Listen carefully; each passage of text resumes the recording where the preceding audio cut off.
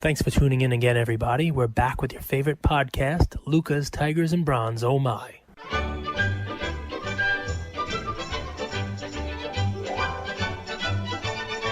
So we want to welcome you guys back to another episode of Luca's Tigers and Bronze. Oh my. You guys know Mondays are our StarStock episodes where we go through what I think is kind of, the modern basketball, modern baseball market. There's no Jordan cards selling for $760,000 on StarStock, but it is a great indicator of what's going on in the modern markets. And I think from the feedback we've received, people really love it. A few little kind of data points, because we're a podcast, we listen to our community. We do. We have a StarStock group. If you guys aren't in it and you want to be in it, feel free to send us a DM. We'll add you. But a big topic of conversation has been how quickly they were able to receive and upload cards to your account, right, Cage? Yep. So we had a call with the team last week, and here are some kind of updates for you guys. So they went from 8 to 18 people in the month of January. So they more than doubled their team. They're catching up on the backlog. Right, so just to clarify that, they had 8 employees to start this year. Obviously, they got way too many, way more than they expected. Let's say that, cards. You sent them 1,000 Denny of Egypt. I'm part of it myself. I definitely sent them well over 1,000 cards, around Christmas time. So the beginning of January, they got an influx of cards, not just from me, but from everybody. And so January 1st, 8 employees. On February 1st, which is today, they're 18 employees. So obviously they realized that they had to staff up to, clear up this, the ingestion backlog, and they are taking steps and, putting their money where their mouth is, because I'm sure they did not want to go to, from a couple of days to a couple of weeks as far as their ingestion time. So with, what's your digestion time when you have your Uber Eats McDonald's? Oh, dude, I'm regular. I'm as regular as they come. You're excited for dinner tonight? It goes in, it goes out. You have a snowstorm. Are you going to order double the portion size? No, I knew the snowstorm was coming, so I ordered double the portion size yesterday. My man. Always look ahead, man. Always look ahead. Second point, and this hasn't applied for me because I invested in all my bankroll in Obi Toppin. Nice. So, OB. I'm just holding and praying on StarStock, but they cashed out $500,000 worth in withdrawals. I mean, people have made money on the site. They've cashed them out. That's in 1 month. So people are making money on StarStock. They're cashing out, putting money in people's pockets. So that's pretty cool. And if you haven't signed up yet, our code is LucaNation. And remind me, with a $5 deposit, you get $10 added to your account. If you put in at least $5, you get $10. Exactly. 100% correct. Let me ask you something, Cage. I still haven't gotten an offer yet. I still haven't got a $15 offer yet for my Marcus Mariota. People have made offers on Mariota. You can find it on there, guys. My PSA 10 Marcus Mariota. It's in there for like $49.99. People making $5 offers, $10 offers. But somebody logs in and they make that 15 offer and sends us a message. Hey, I offered you $15. I'll take it. I'll take it down. I'll lose money on that. We'll make sure you guys are listening. All right. Anyway. Well, it might be Vegas Dave signing up, because once his David Carr investment flames out, he's going to go for Mariota. Yeah, well, David Carr shit's worth nothing now. So his brother Derek's a good quarterback, though. Derek. What are you drinking there? You got a little kombucha? What are you guzzling? I didn't drink my morning coffee, so I'm kind of having like an afternoon coffee. Oh, you know what nice. I mean? But I iced it. But Cage, let me ask you. So, Yep. And this has been a kind of recurring theme from a few people I've talked to, but modern is dipping hard. So like modern Prism PSA 10s, like Jaws, Zion, they were upwards of $1,000 just a month ago before the season was starting. And here we are a month and a half later, the market is on fire, right? In theory, the market is on fire, and Prism has halved. What do you make of that? Because StarStock is a modern trading platform. Yep. What are some of I make of it? It's pretty straightforward, right? I mean, it's like any other cycle in the world, right? People are looking for what they're going to be using their money for going forward, right? So, people are moving their Prism backlog that they have. People who collected last year and they have multiples of Zion and Ja and Tyler Hero and those guys. If they have 3, 4, 5, 6, they're going to pair 1 or 2 off they're going to sell it for whatever they could sell it for to build up their bankroll for what's coming out over the next couple of weeks.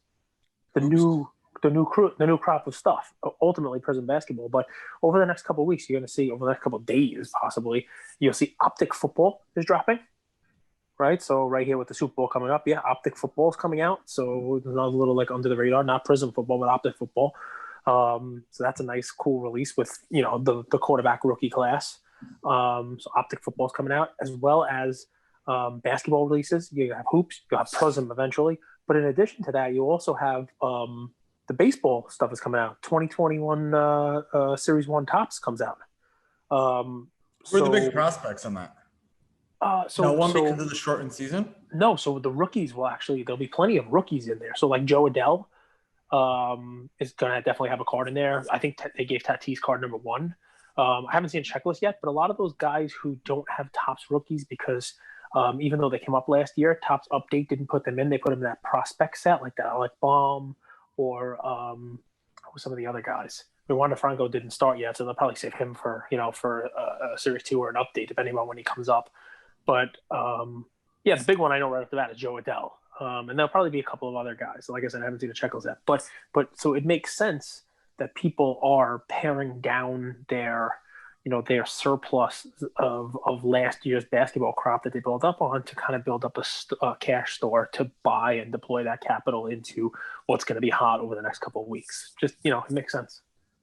Do you feel that Prism is getting passed by Select, which has a lower pop, and pop does matter? Or is it something that, like Zion, for example, if the Pelicans don't make the playoffs, his cards are going to hover right around where they are? Whereas I don't think anything will ever pass Prism. Select is great, but it will always have a lower pop, and it'll also always have a lower demand. So, supply and demand. You're always on the demand side. Well, because that's what drives the pricing, right? I've always said the same thing, right? We talked about golf stuff with Jeremy Padawa, right? Most of those guys have a pop of 10 or 12 in 1982 Dunrest because nobody graded those cards. And the ones for Jack Nicklaus, the rookies, are going to be valuable because there's demand for those, but there's not demand for, Padraig Harrington and Vijay Singh cards from that year. So, they're going to also have a low supply. Without demand, it's irrelevant to the price. You're right. You could cut supply to 1, but if no one wants it, it doesn't matter. But if there's enough demand, it will drive the price. Well, if I'm buying modern basketball, I'm not buying Select. And I know there are people out there who are probably, you're an idiot and missing out on it, but I'm not buying Select. So Select could have a lower pop, but you can take me out of the demand for it. If I'm going to invest in somebody who's a rookie, if I'm investing in Anthony Edwards this year, I'm buying his Prism card. I'm not buying a Select card for a long-term investment. So on the Emergent 30, and this might be just a blimp. Maybe this is 1 or 2 sales, so we can't really. Did you say a blimp? A blimp, yeah. Like Zion Williamson cards. A blip. A blimp is what is full of, Goodyear flies over like a stadium. It's a blip, like a blip on a radar screen. A blimp is like you call someone a fat person, you call them a blimp. Like you could call me a blimp if you want, but it's not like a blimp on a radar screen. Come on now, dude. Russian was my first language. So how do you say blimp in Russian?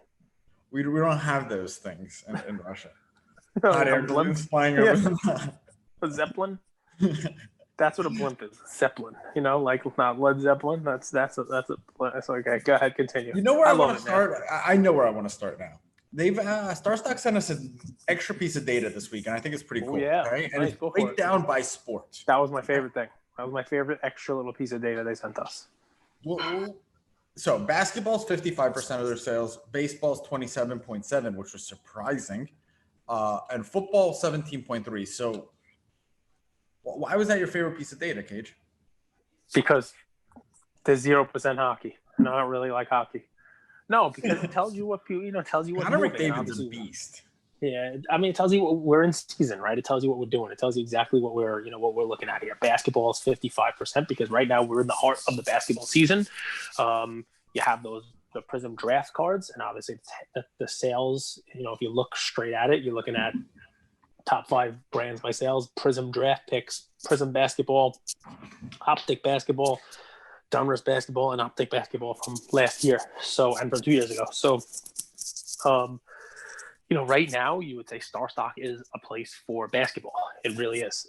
Football season's ending, so it doesn't surprise me. Baseball season's ramping up, so it tells a good story, right? It tells a good story of where where the sales are, where the volume is, and it doesn't surprise me, right? But it's a cool cool indicator of what people are utilizing StarStock for. And I have a feeling if we asked them, if we went back a couple of weeks ago, it would have been more football.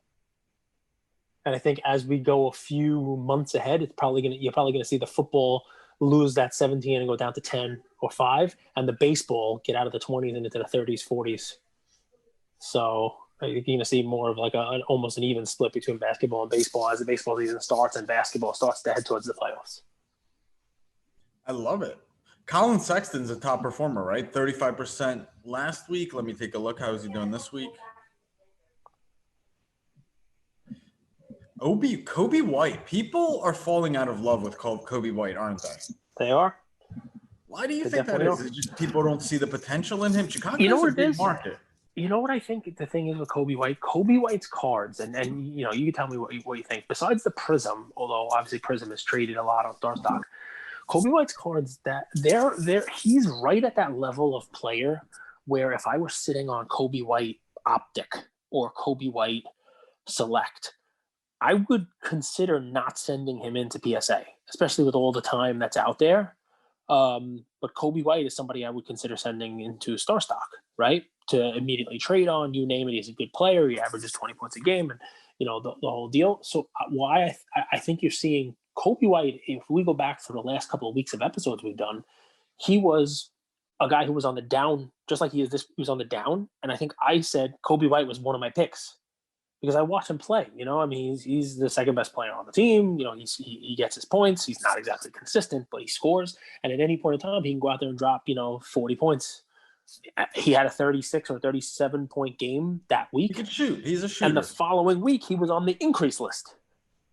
Now this week he's back on the decrease list. So he's one of these guys that's streaky, and I guess with a streaky guy where if on any given night he could drop 12 or 36, you're going to see him continuously be on the up and the down. But I think a lot of it also has to do with there's a lot of his cards there, because people broke the stuff. You might not want to send in your Zion and your Ja, but Kobe White seems to hit right in that sweet spot of the level of player that you'd send into to StarStock, for me at least. Surprisingly, Luka and Zion are out of playoff contention, and Ja and Trey, separate divisions, separate conferences, are back in, are in the playoffs, and they're sitting at exactly the same price on StarStock. So right now, if I'm giving you $320, who are you investing in, Trey or Ja? I know where you're gonna go, but if they're the same price, I go Ja. I mean, Ja came back. His team is better, I think.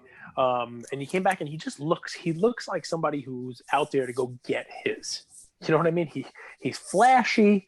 He plays fast, not the Aaron Fox fast, but pretty damn close. And he goes and gets the game, right? He goes out there and he makes plays. He makes plays for himself. He makes plays for other people on his team. He also plays a really good defense for a young guy. He'll probably get better. I guess it's a relative term. He plays good defense for a second-year player. Let's say that, right? So whereas Trey, not so much on the defensive side, and it's just weird. He plays a different kind of game, and I don't know whether the Atlanta Hawks fans have fallen out of love with him. I don't know whether his team has fallen out of love with him, but he just don't have the Trey love this year. It's very weird. Let me ask you, so do you think the same thing happens to Trey next year? Do you think the same thing happens to Ja next year that's happening to Trey this year? I think everybody jumps on the Ja bandwagon, and then next year they fall out of love with him? I think Ja right now is single-handedly the best out of those four. One, because last year he took that better than Luka? Right now, because dude, Luka's team and Luka's fitness is in question. And I was going to ask you, what do the Mavs do? Right? What do the Mavs do to shake up that roster to give Luka some help? But also, you gotta look at Luka's stats on a back-to-back. His performances drop off quite a bit, and that's a sign of fitness. And he has looked a little bit heavy and sluggish this year, so I definitely see it. But I do think this season, right now, Ja is playing as good, if not better, than Luka. And he's done more. He's done more, man. I don't know. I'm a big who's winning. I You know know you're a that. big Ja guy, but Ja has a lot of better supporting cast around, a lot of good, young guys. I mean, Atlanta has some good young guys too. Dallas is just like Luka and like nobody. And Luka, it seems to every game he put up a 30-point triple double. Ja, he seems to run around the court, make all these plays, have these flashy dunks, and you look up and a great game for him is like 20 or 21 points. It's just weird. Like I know you're a huge. I'm wins over stats because you have to put up the stats, but to me, between 24, 25, 26 points a game and 30, I don't really weigh that as much as I do you're finding ways to help the team win. And that's where I'm always different. Like, I don't think it's that much cooler to put up 44 points because, dude, all these guys could put up 44 points if they shoot the ball enough. All right. So you're telling me the big breaking news of this episode, and our audience has never heard it before, is that you are not on the Trey bandwagon. You're not a Trey fan. Like, anyone can score 44 points. I get it. Breaking news, folks. Well, Andrew doesn't like Trey. Well, here's the thing. We're only a third of the way through the season, but the Hawks have righted the ship a little bit. They really have. They're playing a little bit better as of late, and we're only a third of the way into the season. I think this February is a really interesting stretch. It's kind of like separation season, right? Some teams are going one direction, other teams are going the different. Well, let me ask you something. I'm gonna throw some questions at you, right? Because we just did Coffee with Cage yesterday. Thank you guys for your questions and all the comments and stuff like that. It's a StarStock episode, so I'm gonna ask you some StarStock questions, right? And it's just it'll be based on the data they gave us, but really more this is tapping into your basketball knowledge, right?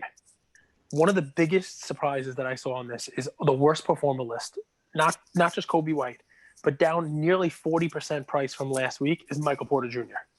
Why do you think that is? What's going on with Michael Porter Jr. this season? Is he having a good year, bad year? He's one of these guys I haven't really watched.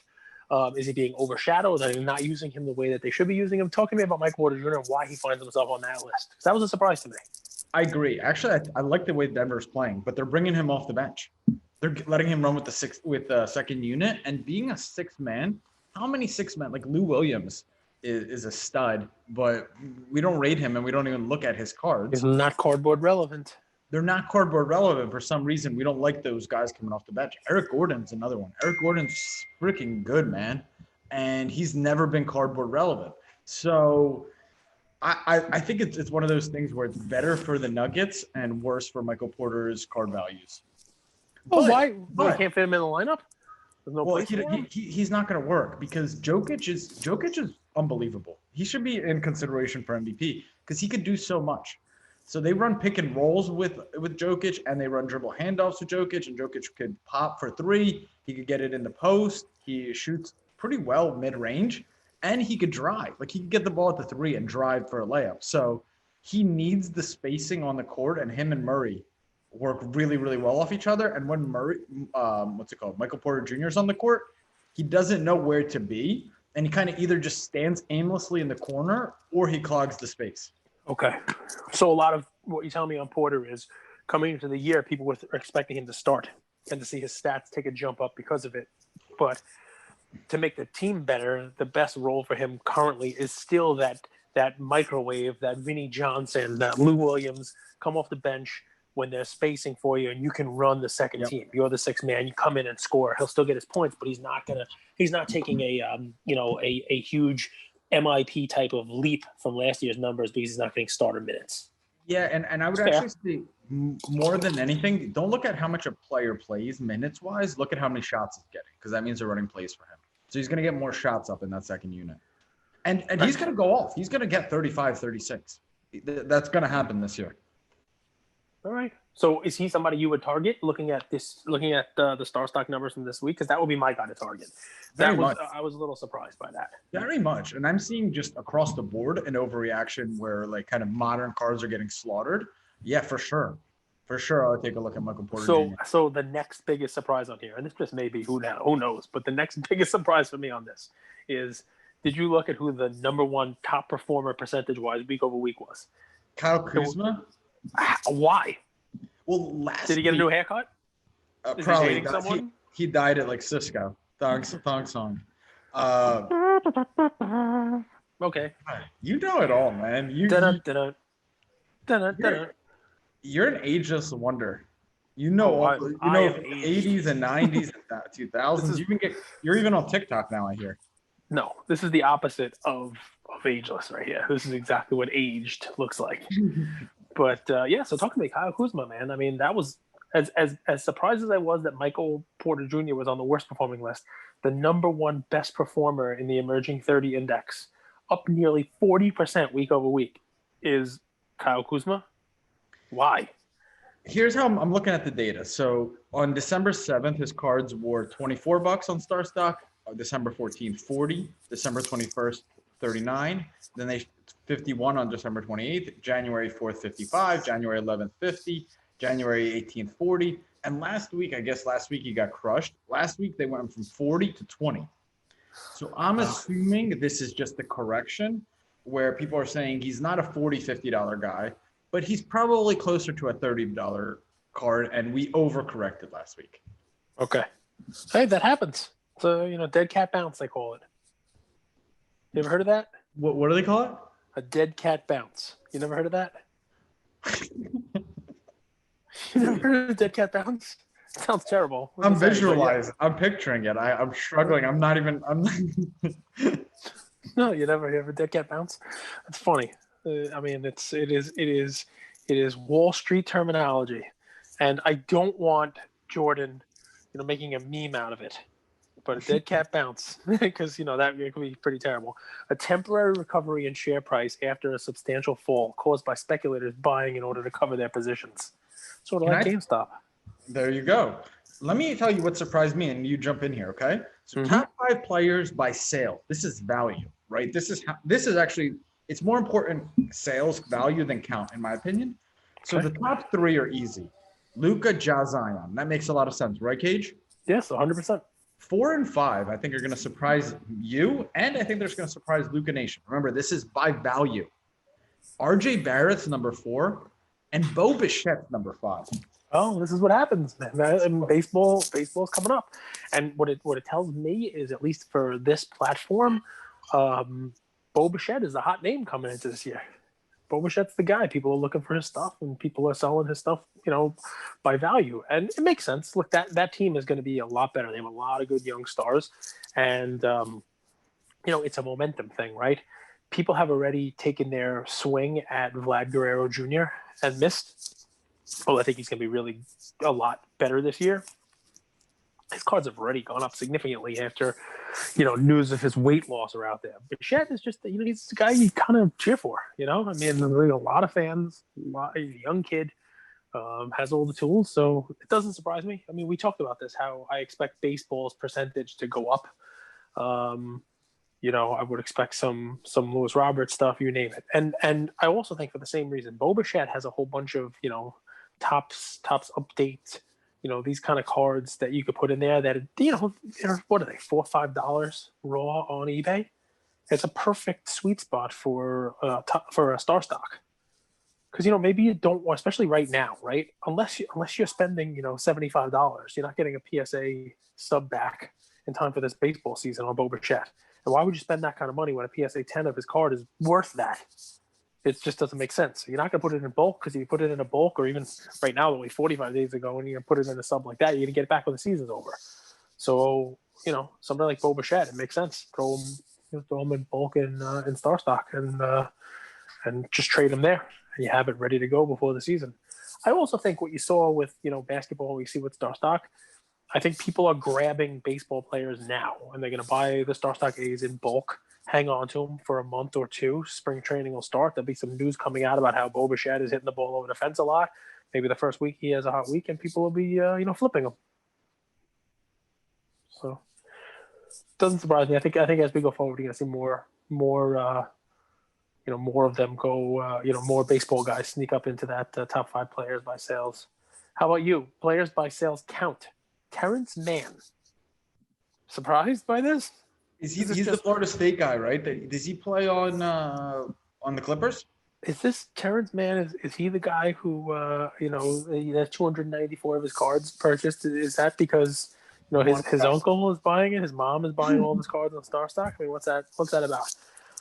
Here's what I know about Terrence Mann. I searched Terrence Mann, and he's not even the first Wikipedia that comes up. Maybe I misspelled it. Do you know who Terrence Mann is? Terrence Mann was the name of, oh wow, I forgot, James Earl Jones' character in Field of Dreams.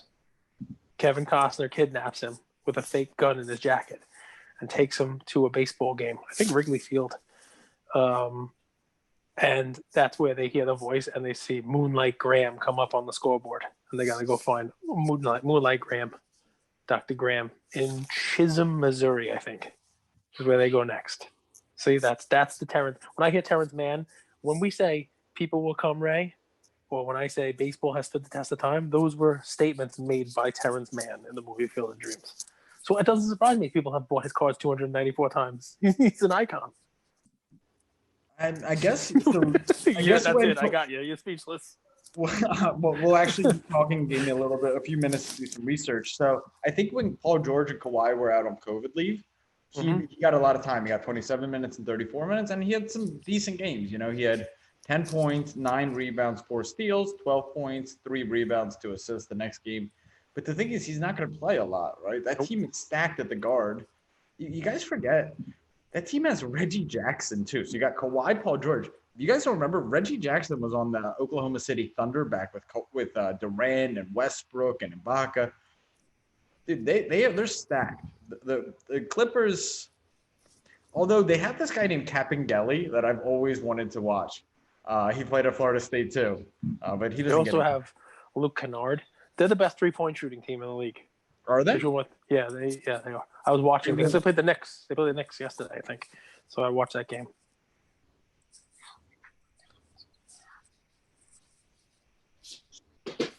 I'm making offers, dude. You told me to look at Ja cards. I started going down my watch list. You buying Ja? I am buying Ja. You know that. You like Ja? I mean, go for it, man. You're buying Ja. Pick up some Ja stuff. Yeah. So I mean, guys, other things that stuck out. RJ Barrett by sales. That's good. I mean, the kid. I will tell you, I watched that Clippers Knicks game. He looks good. I mean, I'm a little surprised because going into the year, RJ Barrett was one of the guys that I said, I would be a seller on because he just looks sleepy and lazy out there. It looks like the game coming to him, and he has taken a step forward. If you watch some of his games, he progresses a lot. He actually looks like he is. He's a little hungrier. He was playing. I mean, at some plays, Kawhi made him look silly, but he was playing Kawhi for most of the game one-on-one on defense. He was defending Kawhi for most of the game one-on-one. Kawhi had a good game. There were a couple of big dunks. He went baseline. Barrett's going to work on that baseline defense. Barrett looked good. He held his own. He was, for the vast majority of the game, he was matching Kawhi point for point.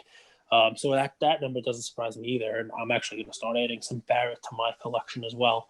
From a higher point, like Eagle Eye View, it's the second week in a row, even though it's slight, but it's the second week in a row that the emerging 30 index is slightly down.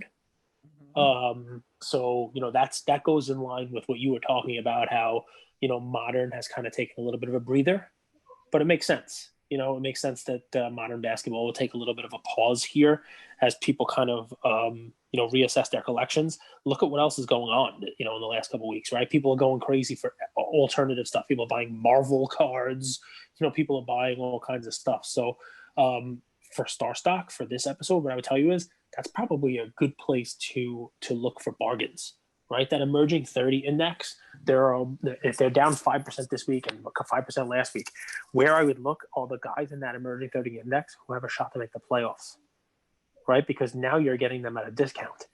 And in a month or two, when people start looking back at basketball cards, the first thing they look for is that guy going to be able to make a playoff run? Is he going to, make some noise in the playoffs the same way that, Michael Porter Jr. did last year in the bubble, or Tyler Hero did, right? So I look at this as actionable data here. If that emerging 30 is down a little bit across the board, you look for guys who are down but have the opportunity to play in meaningful games down the stretch. Now's your time to buy them when people are looking at other stuff. I couldn't agree with that more, Cage. I literally think if you divide a season into thirds, the first third is speculative. The second third is basically a throwaway, and the third is where cards kind of appreciate again. I think in the second, third part of the season, people are like, I could move my money elsewhere and just rebuy back into the market. Nothing significant is really going to happen. Like the Jazz went on a 10-game run. Donovan Mitchell's cards aren't going crazy. Gobert, no one's going crazy. because it's still so early, right? Before the season starts and just a few games into it, people are still speculating a bit, right, Cage? But in this middle part, it's like, hey, I could take my money out, I could put it back in 4 weeks, and I'll still probably be able to buy things at the exact same price. So I can move my money elsewhere and rebuy in.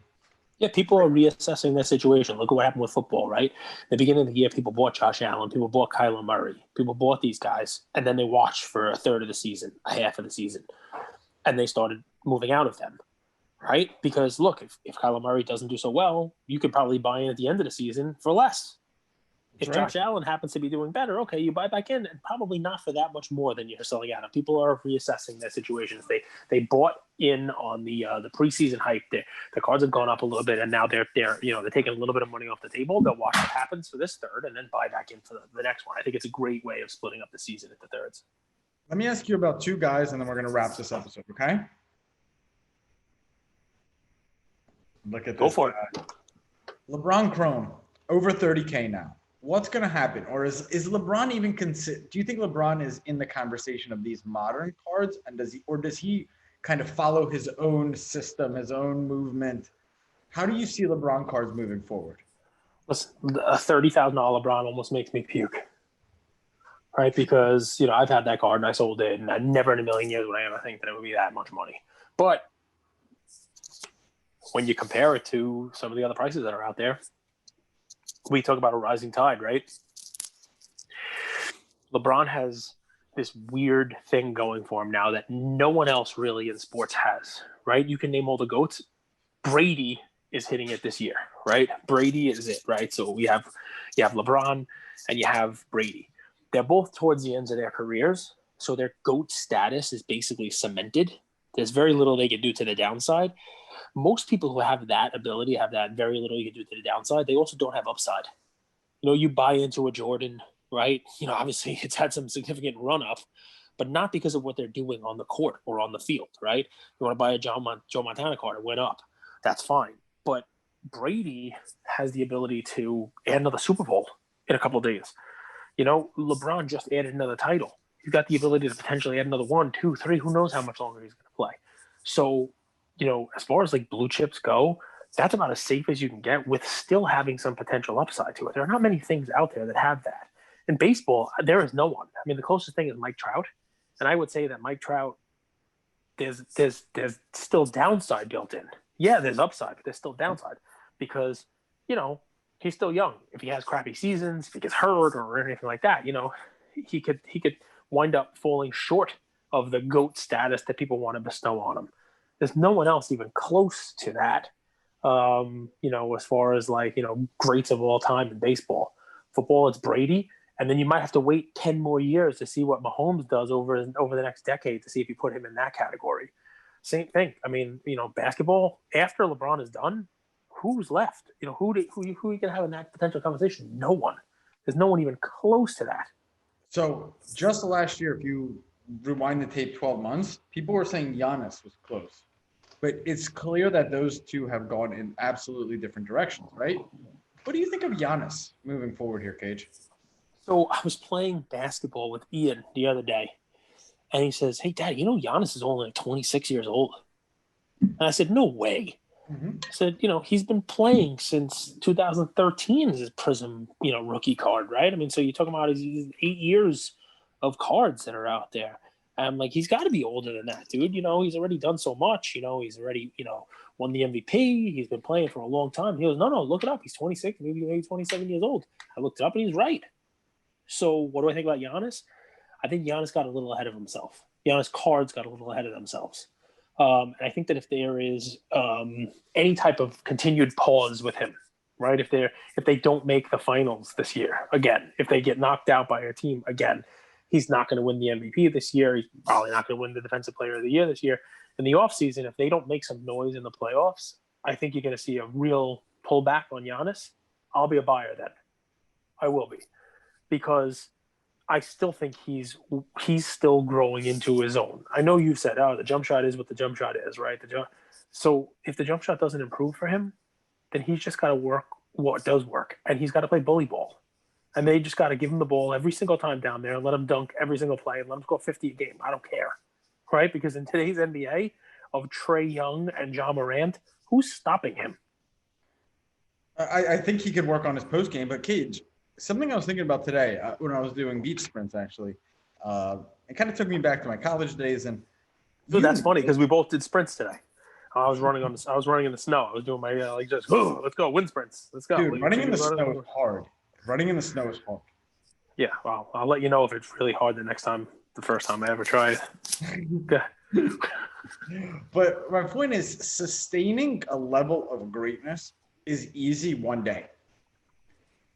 It's even, stay with me. It's easy for doing it one day. Anyone can have a huge workout, the best game one day. But sustaining greatness for a season is even harder. But now sustaining it season over season over season over season is that much more difficult. I think that's why we have such respect for Jordan, Kobe, and LeBron is you guys have to understand, say what you want. He sustained greatness for 17 years. And Giannis sustained greatness for 5, 6, 7 years. It's incredibly difficult just on the emotionally. And you've seen this when old players, some players take a year back. They take a step back and then to jump 2 steps forward because of all the pressure that's nonstop weighing on you to show up day in, day out, carry that team on the shoulders, carry that organization on your shoulders. That's an incredibly difficult task. And I think we need to have empathy and understanding when it comes to that these are just people and they deal with motivation and things just like we do. And that's why LeBron is so special relative to a lot of other players. Listen, I hate LeBron, but you have to respect the guy's game and respect what he's doing at this age. Because who's the game though? Because they all have game. They all have game. But he has game. He's playing at an MVP level this year. I know everybody's talking about Embiid and joking. He's playing at an MVP level, and he's almost as old as I am. That's ridiculous. That's amazing because no one else did it like that. And here's the closest comparison, right? I was all over Carmelo Anthony coming into the year. They were drafted the same draft class. Melo played 1 year of college, actually won a college, championship with Syracuse that year. Hasn't won anything since. Obviously, LeBron's won some, right? We went into the year saying that Melo was going to finish the season in the top 10. And all he needed to do was average 11, 12 points a game, for a 70-game season to finish the top 10 in scoring. Well, he was 30 points away from passing Dominique for 14th place 2 games ago. And he scored 6 and 4 in the last 2 games. Mm-hmm. So now he has to average something like 13 and change points for the remaining 50 games of the season to get into the top 10. And if he doesn't start having a 20-point game here or there, the potential for him to miss out on that top 10 and possibly not play next year. I don't know who's signing him. I don't know what's going to happen. But if this is his last year, he has the potential, if he doesn't kick it into gear, to drop out of that potential top 10 all time, which would kind of suck for him personally, you name it. But it shows you, here is a professional athlete, right? Here's another guy who was top 50, 70, 100 of all time, right? Top 10 scorer of all time in the game. He's 14, 15, whatever. He can't do it. He can't do it at the clip LeBron's doing. He was never LeBron in his prime. But I know what you're saying, and you have to give LeBron a significant amount of respect for what he's been able to do because, it's mental, it's physical, it's both. Exactly. And I think that's what you're getting at, right? So sustained greatness. You're absolutely right. For 1 day, 1 year. And Melo sustained greatness. Here's my question for you. Tell me. The Miami Heat.